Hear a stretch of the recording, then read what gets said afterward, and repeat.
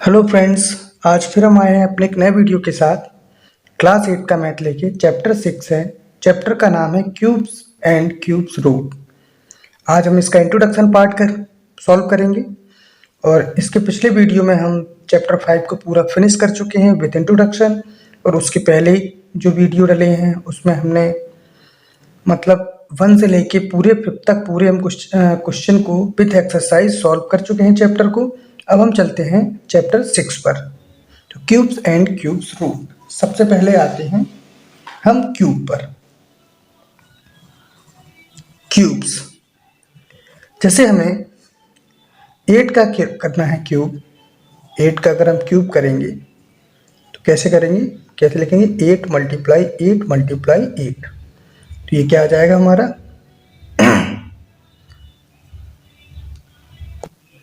8 8 जा 64, 64 8 जा 512। इसे हम 2 का क्यूब करेंगे तो क्या हो जाएगा 2 मल्टीप्लाई 2 मल्टीप्लाई 2। 2 2 जा 4, 2 जा 8। 4 का करते हैं हम अगर तो कैसे करेंगे 4 मल्टीप्लाई 4 मल्टीप्लाई 4। 4 4 जा 16, 16 4 जा 64। तो ये तो हो गई क्यूब्स की बात। अब इससे ही रिलेटेड एक चीज और आती है जिसका नाम है Hardy Ramanujan number. Hardy Ramanujan number. अब ये होता क्या है, तो ये जो होता है वो हम बाद में बताएंगे। पहले इसके पहले की स्टोरी बता देते हैं कि ये स्टोरी क्या है, ये नंबर कैसे मिला। Hardy Ramanujan number. हार्डी भी एक साइंटिस्ट हैं और रामानुजन भी एक साइंटिस्ट हैं। और रामानुजन है जो वो इंडियन है और हार्डी फॉरेन है। तो क्या हुआ, एक बार जो रामानुजन थे वो हॉस्पिटल में थे और जो हार्डी थे ये भी एक मैथमेटिशियन थे। तो ये रामानुजन से मिलने गए। जब रामानुजन से ये मिलने गए तो उन्होंने एक टैक्सी को मतलब टैक्सी से गए उनसे मिलने। तो जब टैक्सी में बैठे थे तो टैक्सी के पीछे उन्होंने एक नंबर देखा। जो नंबर क्या था 1729। ये नंबर देखा उन्होंने। तो उन्होंने देखा और फिर सोचा ये कुछ ऐसा नंबर है, कुछ तो इसकी विशेषता है। तो वो जाके रामानुजन से जाके मिले और उन्होंने इस नंबर के बारे में उनसे डिस्कस किया किसकी क्या विशेषता है। हमें कुछ लग रहा है जैसे इसमें कोई विशेषता छुपी हुई है, तो विशेषता क्या है। तो फिर रामानुजन ने बताया कि ये एक ऐसा नंबर है जिसे दो क्यूब के सम में हम दिखा सकते हैं और दो अलग अलग तरीके से भी दिखा सकते हैं। तो ये थी इसके पीछे की कहानी। अब ये होता क्या है हार्डी रामानुजन नंबर। तो हार्डी रामानुजन नंबर होता है, इसमें अगर हमें लिखना होगा तो लिखेंगे those numbers which can be expressed as sum of two cubes in two different base। मतलब दोज नंबर, ये जो नंबर है which can be express as sum of two cubes, जो दो क्यूब के सम में हम इसे एक्सप्रेस कर सकते हैं इन टू डिफरेंट बेस, और दो अलग अलग बेस में हम दिखा सकते हैं। जैसे कि नंबर तो कई हैं लेकिन ये टैक्सी में लिखा हुआ था इसलिए ये मेन नंबर है। तो हम इसे ऐसे भी लिख सकते हैं 1729 is the smallest Hardy Ramanujan number। Hardy Ramanujan number. जो 1729 है वो सबसे छोटा हार्डी रामानुजन नंबर है। तो उसे कैसे दिखाएंगे? तो 1729 को हम लिख कैसे सकते हैं? 1000 प्लस 729 ऐसे लिखेंगे हम इसको। और 1000 10 का क्यूब होता है, 10 मल्टीप्लाई 10 मल्टीप्लाई 10 करेंगे, 10 को 3 बार मल्टीप्लाई करेंगे तो 1000 आएगा। और ये हो जाएगा 9 का क्यूब। जब 9 का क्यूब करेंगे 9 मल्टीप्लाई 9 मल्टीप्लाई 9 तो क्या होगा? 729। तो देखो क्या बता रहा है इसमें? Express sum of two cubes. Two cubes के सम में दिखा दिया। इसका 10 का क्यूब किया, 9 का क्यूब किया और उनका सम किया तो क्या आया? 1729। अब वो कह रहा है टू डिफरेंस बेस में दिखाना है। तो एक बेस तो ये हो गया, एक तो ये हो गया। अब दूसरा क्या हो जाएगा? 1729 को हम क्या लिख सकते हैं? 1728 प्लस 1 भी लिख सकते हैं। लिख सकते हैं 1728 को हम क्या लिख सकते हैं? 12 का क्यूब। 12 का 3 बार मल्टीप्लाई करेंगे तो 1728 आएगा। और इसे लिख सकते हैं 1 का क्यूब। 1 का कितनी बार भी मल्टीप्लाई करो तो वो 1 ही रहता है। तो देखो अब इसे भी हमने दो क्यूब के सम में दिखा दिया 179 को। तो बेस कितने हो गए? 1 और 2। तो ये क्या हो गया? हार्डी रामानुजन नंबर हो गया। तो यही नंबर था जो टैक्सी के पीछे लिखा हुआ था और इसे रामानुजन ने क्या किया था? एक्सप्लेन किया था। इसीलिए जब हार्डी और रामानुजन दोनों ने मिलके इसको खोजा था, इसकी मतलब विशेषता बताई थी, इसलिए इसका नाम रख दिया हार्डी रामानुजन नंबर। और इस तरीके के कई नंबर हैं, जैसे कि एक नंबर ये भी है। ये तो एग्जाम्पल फर्स्ट हो गया। एग्जाम्पल सेकंड, एक नंबर ये भी हो सकता है 4104। 4104 को एक्सप्रेस कैसे करेंगे? 2 का क्यूब प्लस 16 का क्यूब। 16 का क्यूब कर देंगे, 2 का क्यूब कर देंगे और इनको ऐड कर देंगे तो क्या 4104 ही आंसर आएगा। ये इसका फर्स्ट वे हो गया। सेकंड वे क्या हो जाएगा? अगर हम 9 का क्यूब कर दें और प्लस 15 का क्यूब कर दें, 15 का क्यूब और 9 का क्यूब करके और उनका सम कर दिया जाए तो ये 4104 आएगा। तो सेकंड ये हो गया। एक नंबर ये हो गया, एक नंबर ये हो गया। ऐसे ही हम किसे दिखा सकते हैं? एक एग्जाम्पल और हम आपको बता देते हैं। ये भी हो सकता है एग्जाम्पल थर्ड, जैसे हमने लिया 13832। ये नंबर जैसे अगर हम लेंगे तो इसे हम कैसे लिख सकते हैं? 18 के क्यूब में प्लस 20 के क्यूब में। एक तरीका तो ये हो गया इसका। सेकंड तरीका, इसे हम 2 का क्यूब लिख दें और 24 का क्यूब लिख दें, तब भी हो जाएगा। तो ये दूसरा तरीका हो जाएगा। मतलब हम 2 क्यूब का सम कर दें और वही चीज़ हमें मिल जाए तो वो क्या हो जाता है? वो क्या होता है? उसे हम हार्डी रामानुजन नंबर बोलते हैं। और 2 तरीके से दिखा दिया जाए उनको। देखो एक तरीका ये हो गया, इसका दूसरा तरीका ये, इसमें देखो एक तरीका ये हो गया, दूसरा ये। मतलब यहाँ पे जो डिजिट हो वो चेंज हो। ये हो गया, हमने पढ़ लिया हार्डी रामानुजन नंबर को। अब चलते हैं आगे की बात, आगे सॉल्व करते हैं। अगला टॉपिक है हमारा find the ones digit of cube. Cube में हमें क्या वंस डिजिट ढूंढनी है, यानी कि यूनिट डिजिट पता करनी है कि जब हम किसी नंबर का क्यूब करेंगे तो उसकी जो लास्ट वाली डिजिट होगी, यूनिट डिजिट होगी, वो क्या होगी या वंस डिजिट कौन सी होगी। तो देखो हमें क्या करना है, जैसे हमने एक एग्जाम्पल लिया 3331। अगर हमें इसमें पता करना है कि इसकी यूनिट डिजिट क्या है तो स्क्वायर में क्या करते थे? स्क्वायर में 2 बार मल्टीप्लाई करते थे। तो क्यूब में कितनी बार? 3 बार मल्टीप्लाई करना है। अब देखो स्क्वायर में 2 बार मल्टीप्लाई क्यों करते थे और क्यूब में 3 बार क्यों करते हैं, ये आपको बताते हैं। स्क्वायर हमारा ये होता है जिसमें 2 साइड आमने सामने की और ये वाली, ये भी एक दूसरे कैसे होती है? वैसे होती तो सभी इक्वल है, लेकिन ये इसकी इक्वल होती है, ये इसकी इक्वल होती है। तो 2 मल्टीप्लाई 2 हो गया। अब क्यूब को 3 क्यों करते हैं? क्यूब हमारा होता है इस तरीके से,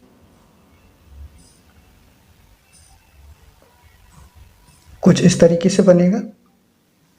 तो इसमें हमने क्या देखा, या इसे ऐसा हम मान सकते हैं स्क्वायर की कि इसकी लंबाई और चौड़ाई दो चीज़ें होती हैं इसमें, और दोनों इक्वल होती हैं, तो हम दो बार उसका मल्टीप्लाई करते हैं। अब क्यूब में क्या होता है, एक लंबाई होती है, ये मान लो ये एक लंबाई हो गई और ये चौड़ाई हो गई और एक ये ऊंचाई।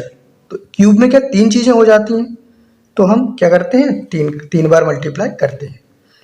तो अब हमें यूनिट डिजिट पता करनी है, तो हम यूनिट डिजिट को ही उठाएंगे। इसमें यूनिट डिजिट कौन सी है, 1 है, तो 1 का 3 बार मल्टीप्लाई कर देंगे। 1 मल्टीप्लाई 1 मल्टीप्लाई 1, तो 1 का कितनी बार भी मल्टीप्लाई करो आंसर 1 ही आएगा। तो यूनिट डिजिट इसका क्यूब करेंगे तो यूनिट डिजिट क्या आएगी, 1 आएगी।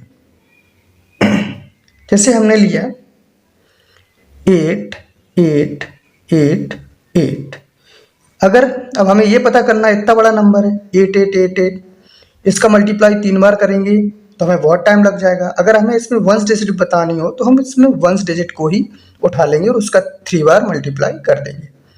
तो हमने एक डिजिट इसकी उठा ली यूनिट डिजिट, 8 मल्टीप्लाई 8 मल्टीप्लाई 8। जब इनका मल्टीप्लाई करेंगे तो हमारा आएगा 512। अब इसमें हम क्या देखते हैं, लास्ट वाली डिजिट यूनिट डिजिट क्या है, 2, यानी कि इसका क्यूब करने पर हमें यूनिट डिजिट क्या मिलेगी, 2 मिलेगी। ऐसे ही जैसे हमने लिया 513 लिया हमने, इसका क्यूब करने पर यूनिट डिजिट क्या होगी, तो हमने क्या लिया, यूनिट डिजिट को उठा लिया, 3 मल्टीप्लाई 3 मल्टीप्लाई 3, और इसका 3 बार मल्टीप्लाई कर दिया। 3 3 जा 9, 9 3 जा 27, 27 लिखा। अब 27 में यूनिट डिजिट क्या है, 7, तो इसमें यूनिट डिजिट क्या होगी, 7 होगी। मतलब जब हम 513 का क्यूब करेंगे तो यूनिट डिजिट क्या हो जाएगी, 7 हो जाएगी। अब चलते हैं आगे। अब हम एक पैटर्न देखेंगे, जो एक इंटरेस्टिंग पैटर्न है, उसे देखेंगे और उससे भी हम कुछ सीखेंगे। तो देखो, जैसे 1 है, 1 लिखा हुआ है, तो 1 का क्यूब करेंगे। जैसे 1 को हमने ऐसे 1 लिख दिया और यहाँ पे लिख दिया 1 का क्यूब, तो यहाँ पे 1 लिखा। अब 1 के बाद क्या है, 2 को छोड़ दो, और फिर हमें क्या करना है कि ऑड नंबर लेने हैं। जब एक स्टेप हो जाए तो उसके बाद एक को छोड़ना है। जैसे 1 हमने ले लिया तो 2 को छोड़ दिया, तो अब हमारे पास क्या है, 3 है, तो हम 3 + 5 कर देंगे। तो यहाँ पे क्या हो जाएगा, 5 3 क्या होता है, 8 होता है, और यहाँ पे ये कितने का, 2 का क्यूब होता है 8। अब 3 5 ले लिया, तो हम क्या करेंगे, 6 को छोड़ देंगे, तो क्या हो जाएगा, 7 लेंगे, या ये हम बोल देंगे कि हमें सिर्फ ऑड नंबर लेने हैं। तो हमने यहाँ पे लिखा 7 + 9, 7 के बाद 9 आता है ऑड नंबर, फिर आता है क्या, 11। अब इनको जब हम ऐड करेंगे तो क्या आ जाएगा, 27। 27 क्या होता है, 3 का क्यूब होता है। ऐसे ही अब हम क्या करेंगे, 11 के बाद का ऑड नंबर क्या आएगा, 13 आएगा। तो यहाँ पे हमने क्या ले लिया, 13 + 15 + 15 के बाद क्या आएगा, 17 + 17 के बाद क्या आएगा, 19। इन सबको अगर हम ऐड करेंगे तो हमें क्या मिलेगा, 64। उस 64 को हम क्या लिख सकते हैं, 4 का क्यूब। ऐसे ही हम अगला फिर नंबर लेंगे, 19 के बाद कौन सा आएगा, 21, तो 21 + फिर 23 + फिर आएगा क्या, 25 + 27, 1 2 3 4 + 27 के बाद क्या आएगा, 29। तो इन सब का जब हम ऐड करेंगे 125 आएगा। 125 किसका होता है, 5 का क्यूब। और इसी तरीके से हम 29 के बाद क्या, 31 लेंगे और उसके आगे तक चलेंगे और यहाँ तक कंप्लीट करेंगे, तो ये क्या बन जाएगा, 6 का, ऐसे 7 का, ऐसे 8 का। तो ये क्या बनता है, एक पैटर्न सा बन जाता है। मतलब इनको अगर हमें ऐड करना है ऑड नंबर्स को, तो ये एक पैटर्न बनेगा। इससे हमें ये पता चल जाएगा कि अगर यहाँ से यहाँ तक हम ऑड नंबर को ऐड करेंगे तो इसका क्यूब बन जाएगा। जैसे हमने 13 से 19 तक को अगर हमने ऐड किया तो कितना 4 का क्यूब बनेगा। ये हो गया एक पैटर्न। अब चलते हैं आगे। आगे हम इसमें सीखेंगे, एक एग्जाम्पल दिया हुआ है, एग्जाम्पल देखते हैं। एग्जाम्पल है is 243 a perfect cube. Perfect cube. अब हमें ये पता करना है कि 243 परफेक्ट क्यूब है या नहीं है। तो देखते हैं कैसे पता करेंगे। तो हम 243 के क्या करेंगे, फैक्टर करेंगे। तो हमने फैक्टर किया, 2 से तो जाएगा नहीं, 3 से, 3 8 जा 24, 3 1 जा 3। फिर 3 से किया हमने, 3 2 जा 6, 3 7 जा 21। फिर 3 से करेंगे, 3 9 जा 27। फिर 3 से करेंगे, 3 3 जा 9। फिर 3 से करेंगे, 3 1 जा 3। तो बना क्या हमारा, 3 मल्टीप्लाई 3 मल्टीप्लाई 3 मल्टीप्लाई 3 मल्टीप्लाई 3। कितने हैं 3, 1 2 3 4 5। यहाँ पे भी क्या 1 2 3 4 5। तो हम कैसे पता करेंगे ये परफेक्ट क्यूब है या नहीं है। हमने देखा था स्क्वायर में जो एक पेयर बनता था वो 2 2 का बनता था, लेकिन इसमें एक जोड़ा कितने का बनेगा, 3 3 का बनेगा क्यूब में। क्योंकि हमने बताई है कि क्यों स्क्वायर में हमारी कितनी, एक लंबाई एक चौड़ाई होती है, एक लेंथ एक ब्रीथ होती है। और क्यूब में क्या होता है, क्यूब में 3 3 का क्यों बनता है, क्योंकि एक उसमें लेंथ होती है, एक ब्रीथ होती है और एक हाइट भी होती है। तो देखो एक तो 3 का ये जोड़ा बन गया, लेकिन यहाँ पे 3 का जोड़ा नहीं बनना है, यहाँ पे केवल 2 ही मिलना है, 3 का जोड़ा नहीं बनना है। तो इसमें पूछा है इज 243 अ परफेक्ट क्यूब। क्या 243 एक परफेक्ट क्यूब है। तो यहाँ पे देखो 3 का ये जोड़ा पूरा नहीं बनना है, तो हम यहाँ पे लिख देंगे no it is not perfect cube. बता दिया कि ये एक परफेक्ट क्यूब नहीं है। अब अगला एग्जाम्पल लेते हैं हम। अगला एग्जाम्पल हमने लिया, अगला क्वेश्चन ये दिया हुआ है इज 392 अ परफेक्ट क्यूब। क्या 392 एक परफेक्ट क्यूब है। इफ नॉट, यदि नहीं है, find the smallest natural number. हमें छोटा वो नेचुरल नंबर प्राप्त करना है। By which 392 must be multiply, जिसको हम 392 में क्या करते हैं, मल्टीप्लाई कर दें, so that the product is perfect cube, जिससे वो प्रोडक्ट क्या बन जाए, परफेक्ट क्यूब बन जाए। मतलब इस क्वेश्चन में कह रहा है कि 392, क्या 392 एक परफेक्ट क्यूब है। और अगर 392 परफेक्ट क्यूब नहीं है तो हमें वो कौन सा छोटे से छोटा नंबर है जिसका हम 392 में मल्टीप्लाई कर दें तो वो क्या बन जाए, एक परफेक्ट क्यूब बन जाए। तो सबसे पहले हम क्या करेंगे, 392 के फैक्टर करेंगे। 392 के जब हम फैक्टर करेंगे तो पहले 2 से ये हो जाएगा, तो 2 से करेंगे तो 196 आएगा। फिर 2 से करेंगे तो क्या आ जाएगा, 98 आ जाएगा। फिर 2 से करेंगे तो 49 आ जाएगा। फिर 7 से करेंगे तो 7 7 जा 49। फिर 7 करेंगे तो 7 1 जा 7। अब इसके ये लिखते हैं कितने, 1 2 3 बार 2 है तो 2 मल्टीप्लाई 2 मल्टीप्लाई 2, 2 बार 7 है, 7 मल्टीप्लाई 7। अब देखो यहाँ पे हम क्या देखते हैं, हमें जोड़ा कितने का बनाना है, 3 3 का।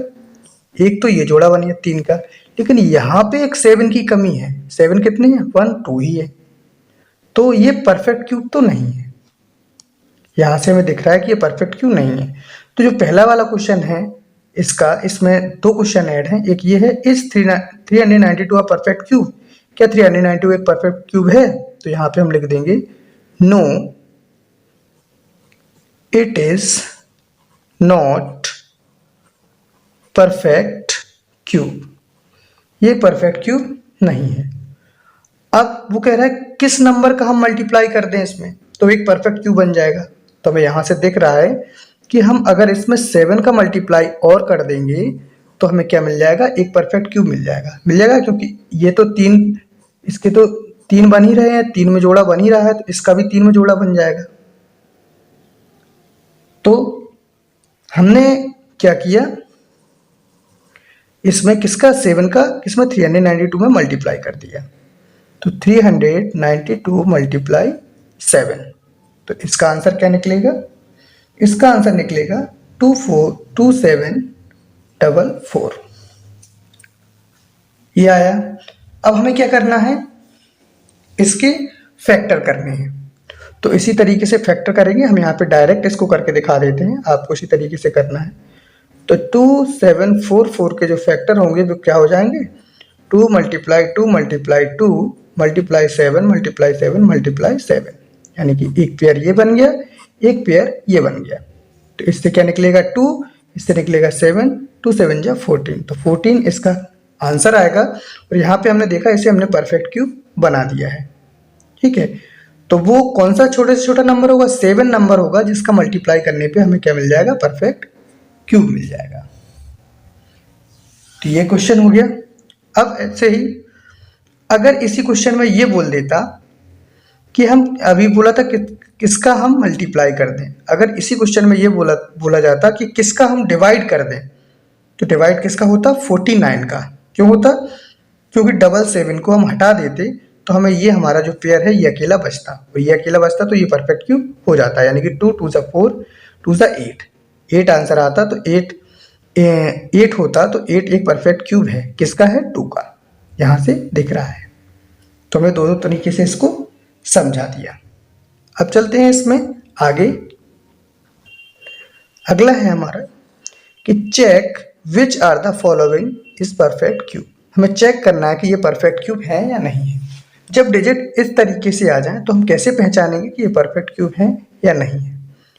तो हमें दो चीज़ें देखनी है, एक तो अगर 0 लगे हैं तो 0 हमारे 3 होने चाहिए, मतलब 0 कैसे हो, 3 हो, 6 हो, 9 हो, मतलब 3 के टेबल में हो, उनका नंबर ऑफ 0 क्या हो, 3 के टेबल में हो। तो यहाँ पे देखो, ये तो यहाँ पे दोनों साइड बनना चाहिए, यहाँ 0 के भी साइड और नंबर के भी साइड। नंबर क्या है, 27, तो 27 क्या है, 3 का क्यूब है, लेकिन यहाँ पे 0 2 है केवल, तो ये परफेक्ट क्यूब नहीं होगा। जैसे 16 है, 16 में 3 0 है, 0 3 है, यहाँ से ये लग रहा है कि परफेक्ट क्यूब होगा, लेकिन हम ये देखते हैं कि 16 किसी का भी क्यूब नहीं होता है, तो ये परफेक्ट क्यूब नहीं होगा।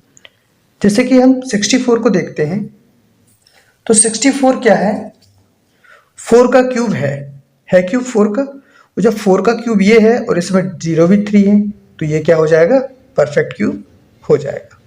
जैसे कि 900 है, 900 ना यहाँ से दिख रहा है हमें और ना यहाँ से, क्योंकि 9 किसी का क्यूब नहीं होता और 0 भी 2 ही है। अब जैसे हमने ये देखा 125 लिखा है, 3 0 है, तो हमें पता है 125 5 का क्यूब होता है और 0 भी कितने हैं, नंबर ऑफ 0 कितने हैं, 3 है, तो ये हमारा परफेक्ट क्यूब हो जाएगा। तो जब इस तरीके से डिजिट दी हो तो हम ऐसे पता कर सकते हैं कि ये परफेक्ट क्यूब है या नहीं है। अब चलते हैं अगले टॉपिक पर।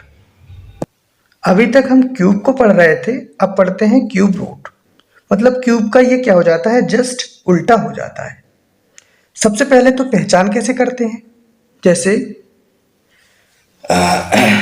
स्क्वायर रूट होता है, जो स्क्वायर रूट को तो हम इस तरीके से बना देते हैं, ये क्या है, स्क्वायर रूट। स्क्वायर रूट को इस तरीके से बना देते हैं हम, जैसे हमने लिखा 16, तो 4 4 जा 16 हो गया, तो ये 4 आंसर निकल आएगा। तो इस सिंबल से, तो जो क्यूब रूट का सिंबल था वो क्या बना, क्यूब रूट का भी सिंबल इसी तरीके से बना दिया गया। जैसे यहाँ पे लिख दिया हमने 8, तो 8 का क्या निकल आएगा, 2 निकल जाएगा।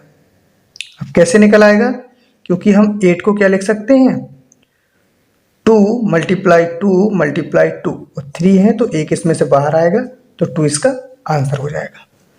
अब लेकिन इसमें और इसमें डिफरेंस क्या हो, अब हमें पता कैसे चले कि ये स्क्वायर रूट है, ये क्यूब रूट है। तो स्क्वायर रूट तो ऐसा ही होता है, क्यूब रूट के लिए क्या किया, साइन तो इसी टाइप का बना और यहाँ पे क्या लगा दिया, 3 लगा दिया। इसलिए क्योंकि इसकी ये पहचान हो जाए कि ये क्यूब रूट है और ये स्क्वायर रूट है। समझ में आई बात। अब फाइंड कैसे करते हैं, हमने लिखा अगला है हमारा topic, find cube root. Cube root. Cube root कैसे फाइंड करते हैं?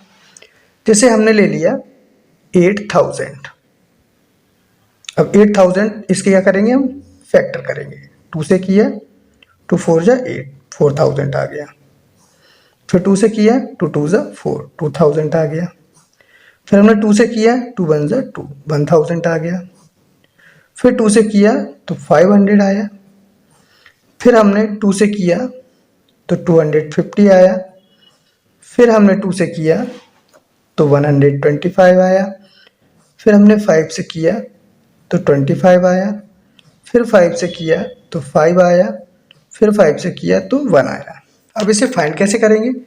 काउंट करेंगे 2 कितनी बार दिया है, 1 2 3 4 5 6 बार दिया है। 2 multiply 2 multiply 2 multiply 2 multiply 2 multiply 2, 1 2 3 4 5 6 multiply 5 कितनी बार दिया है, 3 बार। 5 मल्टीप्लाई 5 मल्टीप्लाई 5। देखो यहाँ से हमें दिख रहा है कि परफेक्ट क्यूब है, क्योंकि जोड़ा जो बनना है इसका 3 3 का बनना है सभी में, 5 का और ये 2 का और ये भी 2 का। तो इसे फाइंड करने के लिए हम क्या करेंगे, इन सभी में से एक एक डिजिट को उठा लेंगे। जैसे स्क्वायर में स्क्वायर रूट निकालते थे तो उसमें जो पेयर थे वो 2 2 के बनते थे, तो उनमें से एक एक को हम उठा लेते थे। ऐसे इसमें 3 3 के पेयर बनेंगे, उनमें से एक एक को हम उठा लेंगे। अब ये 2 का पेयर है तो इसमें से 2 ले लिया, ये 2 का पेयर है इसमें से 2 ले लिया, ये 5 का पेयर है तो इसमें से 5 ले लिया। अब इन सभी का क्या कर देंगे, मल्टीप्लाई। 2 2 जा 4, 4 5 जा 20, तो ये क्या आ गया, 20 आ गया। इसका एक और एग्जाम्पल देख लेते हैं। जैसे हमने लिया, ये फर्स्ट एग्जाम्पल था, ये सेकंड हो गया। हमने लिया 3 3 7 5। इसके जब हम फैक्टर करेंगे तो जो फैक्टर होंगे वो क्या मिलेंगे, 3 multiply 3 multiply 3 multiply 5 multiply 5 multiply 5। आप इसी तरीके से करके देख सकते हैं। तो देखो यहाँ पे एक जोड़ा तो ये मिल गया, एक जोड़ा ये मिल गया, तो एक हम इसमें से उठा लेंगे और एक इसमें से उठा लेंगे। 3 5 जा 15, तो ये 15 का क्यूब होगा, मतलब इसका क्यूब रूट क्या निकलेगा, 15 निकलेगा। तो ये इंट्रोडक्शन पार्ट है हमारा, आज ये फिनिश होता है। आशा करते हैं कि आपको ये वीडियो समझ में आया होगा, वीडियो अच्छा लगा होगा। अगर वीडियो अच्छा लगा हो, समझ में आया हो, तो आपसे एक हम्बल रिक्वेस्ट है, प्लीज़ वीडियो को लाइक ज़रूर कर दें, एक प्यारा सा कमेंट, और अगर चैनल सब्सक्राइब नहीं किया तो चैनल को भी सब्सक्राइब कर लें। मिलते हैं अगले वीडियो में चैप्टर 6 की एक्सरसाइज के साथ। अभी हमने ये इंट्रोडक्शन पार्ट खत्म कर दिया है, अब आगे मिलेंगे एक्सरसाइज के साथ। ठीक है, मिलते हैं आपसे अगले वीडियो में एक्सरसाइज 6.1 के साथ। Thank you so much.